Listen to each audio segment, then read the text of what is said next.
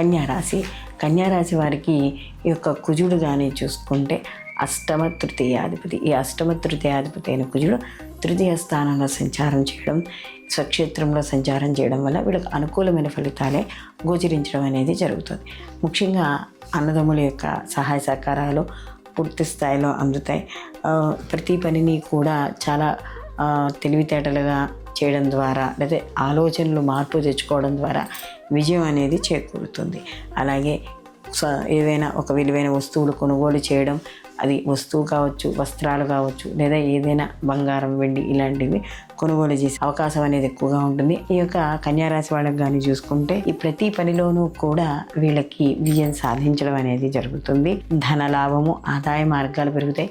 ముఖ్యంగా వీళ్ళకి అష్టమాధిపతి అయినా కూడా స్వక్షేత్రంలో ఉన్నాడు కాబట్టి ఏదైనా తాత ముత్తాతల నుంచి వచ్చే ఆస్తి విషయాలు కానీ, కోర్టు వ్యవహారాలు కానీ వీళ్ళకి అనుకూలంగా రావడం అనేది జరుగుతుంది.